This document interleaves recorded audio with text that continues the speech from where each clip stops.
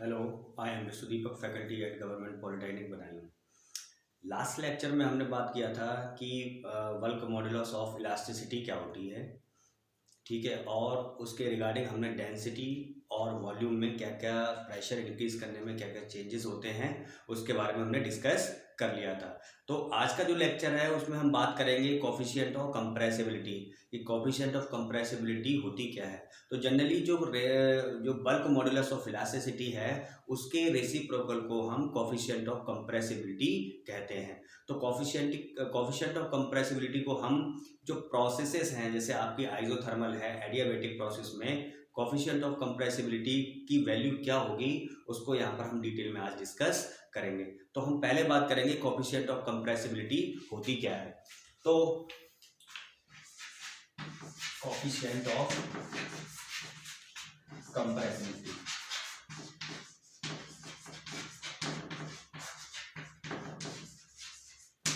इसको हम बीटा सी से रिप्रेजेंट करते हैं।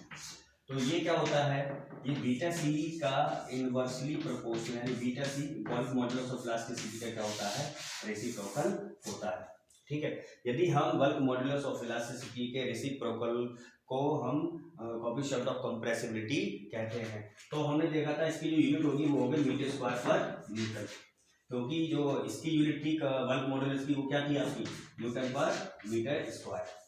ठीक है, तो अब हम देखेंगे कि कोफिशिएंट ऑफ कंप्रेसिबिलिटी जो आपकी प्रोसेस हैं आइसोथर्मल में, एडियाबेटिक में क्या क्या होती हैं, तो हम उसकी बात करेंगे यहाँ पर। हम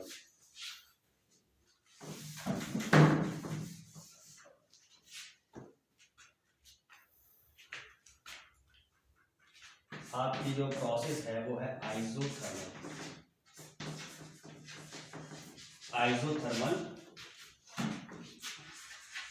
कंप्रेसिबिलिटी,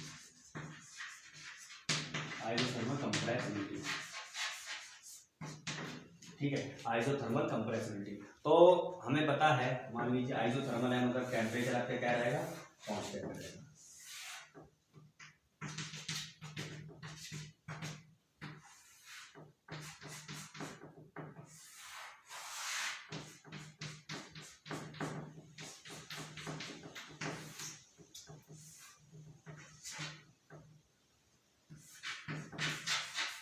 ठीक है, ये आपका प्रोसेस है, एक पिस्टन सिलेंडर एलिमेंट लिया है हमने। तो अब इसमें हम देखते हैं कि आइसोथर्मल कंप्रेसिबिलिटी किस किस के रेशियो के बराबर या किसके बराबर होती है। तो आइसोथर्मल कंप्रेसिबिलिटी है मतलब टेम्परेचर क्या रहेगा आपका, कांस्टेंट रहेगा। टेम्परेचर क्या रहेगा आपका, कांस्टेंट रहेगा। तो टेम्परेचर कांस्टेंट है तो हम जानते हैं from ideal gas equation, from ideal gas equation, PV is equal to nRT, PV is equal to nRT। तो इस केस में क्या है, हमारे पास जो टेम्परेचर की वैल्यू है वो आपकी क्या है, कांस्टेंट है। ठीक है, तो देख लीजिए, तो PV किसके बराबर आ जाएगा यहाँ से, कांस्टेंट के बराबर। ठीक है, तो PV हमारा किसके बराबर है, कांस्टेंट के बराबर है, क्योंकि जो टेम्परेचर है आपका वो क्या है, कांस्टेंट है। तो इस केस में अब हम देखेंगे क्या क्या चेंजेस होते हैं। तो देखिएगा, तो यहाँ से आपका आ गया PV is equal to constant, यहाँ से आ गया आपका PV is equal to constant. तो मतलब कि P dV is equal to B dP is equal to किसके बराबर हो गया, 0 के बराबर। यानी P into dV plus B into dV किसके बराबर हो गया, 0 के बराबर।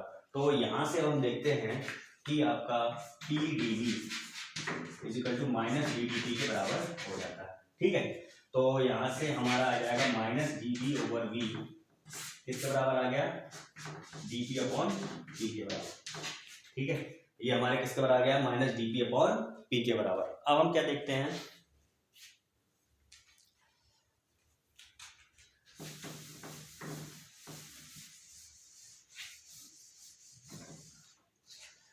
तो हमें पता है कि जो कंप्रेसिबिलिटी होती है जो बल्क मॉडुलस ऑफ इलास्टिसिटी होती है वो क्या होती है, dP over minus dV over V के बराबर।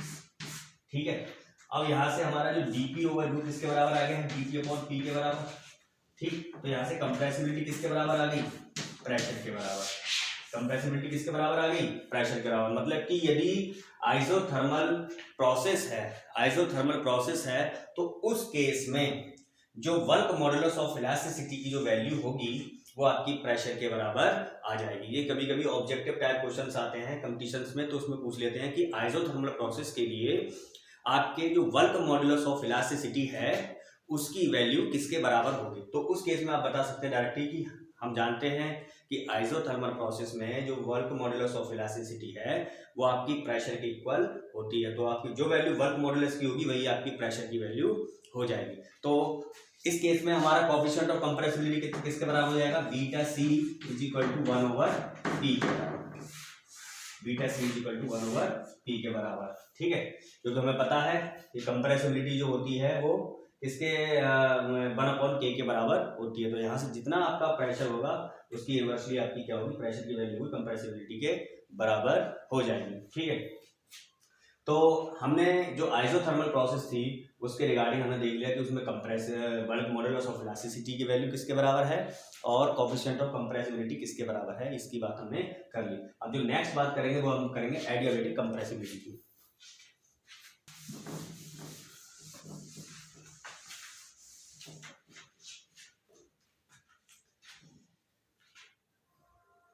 नेक्स्ट आपका है एडियाबैटिक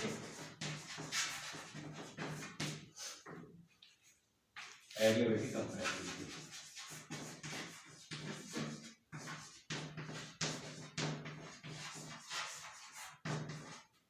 एडियाबैटिक कंप्रेसिबिलिटी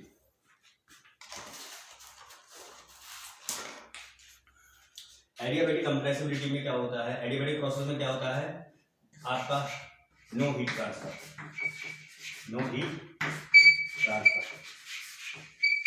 यानी कि जो आपका हीट ट्रांसफर की वैल्यू होती है वो आपकी 0 के बराबर हो जाती है। यानी एडियाबैटिक कंप्रेसिबिलिटी में आपका हीट ट्रांसफर सिस्टम और सराउंडिंग के बीच नहीं होता है, इसलिए उसमें डेल ऑफ क्यू जो होता है उसकी वैल्यू 0 के बराबर होती है। ठीक है, तो हम जानते हैं कि एडियाबैटिक प्रोसेस के लिए जो रिलेशन होता है पीवी की power gamma is equal to constant, PV की power gamma is equal to constant होता है। ठीक है, ये इक्वेशन नंबर 1 है। अब P into gamma into B की power minus gamma into D plus B की पावर गामा और आपका आ जाएगा dt, बी की power gamma equal to D equal to 0।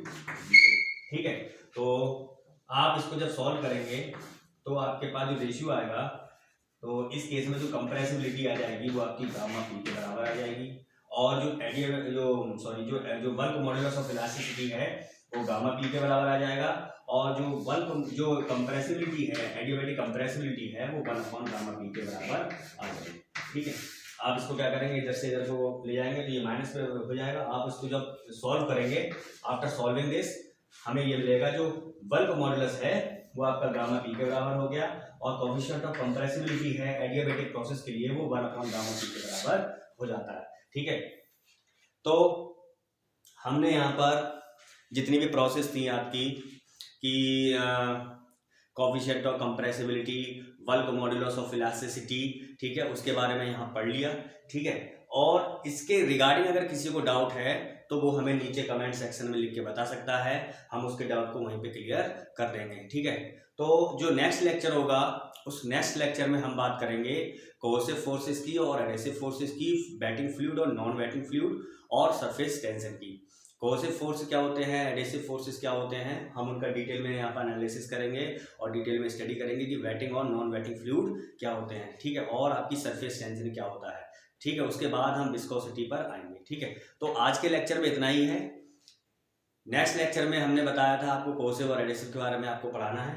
ठीक है, तो इस लेक्चर में अगर कोई दिक्कत हो तो हमें ज़रूर बताएं कमेंट सेक्शन में लिख के। आज के लिए इतना ही काफ़ी है। Thank you class.